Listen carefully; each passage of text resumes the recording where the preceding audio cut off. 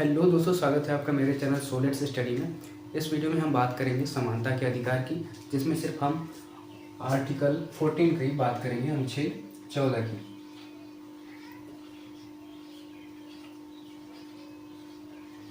अनुच्छेद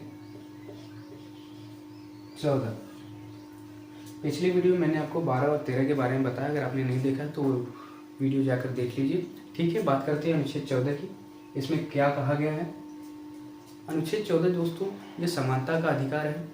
ठीक है, इसमें दो तरह के सिद्धांत दिए गए हैं। पहला है आपका विधि के समक्ष समानता और दूसरा है विधि के समान संरक्षण। इन दोनों सिद्धांतों को हम पढ़ते हैं। पहला सिद्धांत हम बात करते हैं विधि के समक्ष समानता।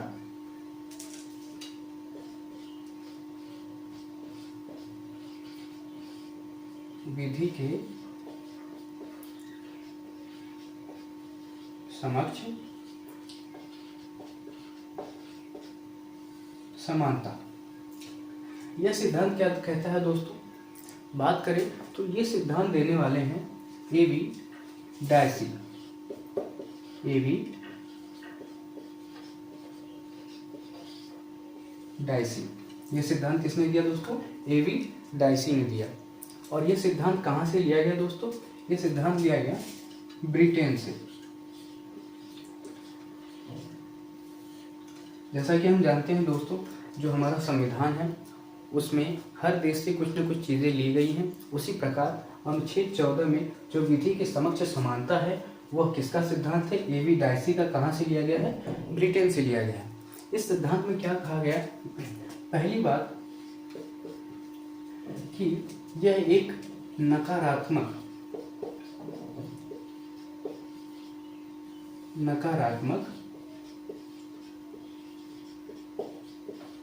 अवधारणा।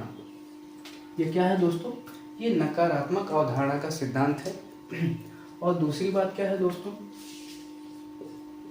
दूसरी बात है इस सिद्धांत के अनुसार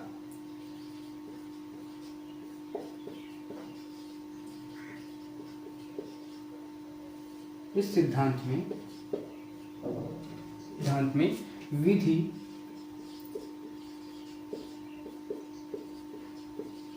सभी के लिए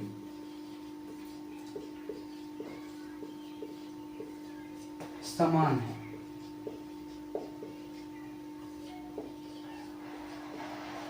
क्या है दोस्तों? इस सिद्धांत के अनुसार विधि क्या है? सभी के लिए समान है।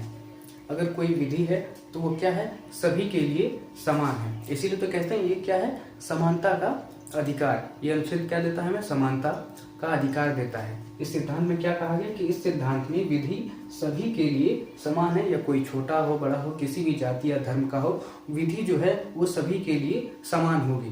दूसरी बात क्या कही गई? तीसरी बात कि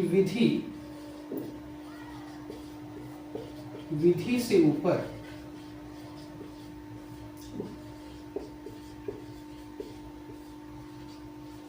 कोई नहीं।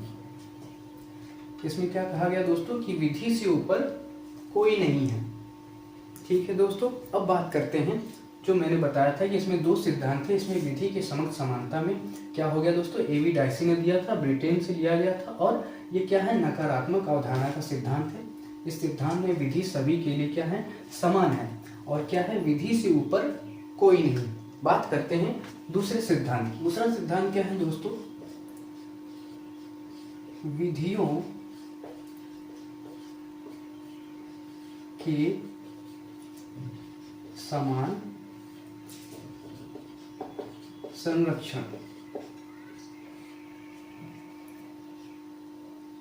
विधियों का समान संरक्षण। दूसरा सिद्धांत क्या कहता है दोस्तों? विधियों का समान संरक्षण। यह सिद्धांत कहाँ से लिया गया दोस्तों? यह सिद्धांत आपका लिया गया है, सिद्धांत आपका अमेरिका से लिया गया है।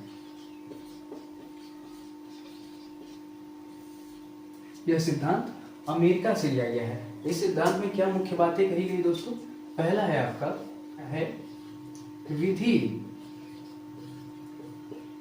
सभी के लिए समान है। परंतु मैंने पहले वाले सिद्धांत में बताया था कि उसमें भी यही कहा गया था कि विधि क्या है, सभी के लिए समान है। परंतु इसमें थोड़ा सा परिवर्तन ये है कि विधि सभी के लिए समान है, परंतु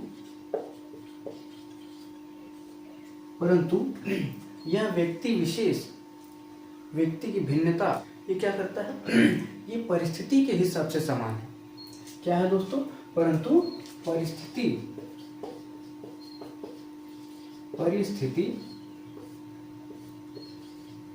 के हिसाब से समान। मतलब समझिए दोस्तों, इसमें क्या कहा है कि विधि सभी के लिए समान है, परंतु क्या, परिस्थिति के हिसाब से। और यहीं से आपका क्या निकलता है, यहीं से आपका निकलता है आरक्षण। जो SC ST OBC या महिलाओं, दिव्यांगों को जो आरक्षण प्राप्त होता है, उसका सिद्धांत यहीं से निकलता है कि विधि सभी के लिए समान है, परंतु क्या है, परिस्थिति के हिसाब से समान है। और यहीं से आरक्षण का सिद्धांत निकलता है। मान लीजिए कोई व्यक्ति बीमार है, मान लीजिए एक घर है जिसमें 2 बच्चे हैं। एक बच्चा बीमार हो जाता है और एक बच्चा बिल्कुल स्वस्थ है। घर वाले क्या करते हैं, उस बच्चे के लिए कोई अच्छा सा फल फ्रूट लाते हैं, ठीक है, और बड़े बच्चे को नहीं दिया जाता है क्योंकि वो तो पहले से ही स्वस्थ है। उस बीमार बच्चे को इसलिए दिया जा रहा है ताकि वो क्या करे, जल्दी से जल्दी उसमें सुधार आए। तो यही क्या है दोस्तों, परिस्थिति के हिसाब से समानता। क्या है दोस्तों, परिस्थिति के हिसाब से समानता। और यहीं से आपको निकलता है आरक्षण का सिद्धांत। और इसीलिए इसे क्या कहा जाता है, इसीलिए इसे क्या कहते हैं, सकारात्मक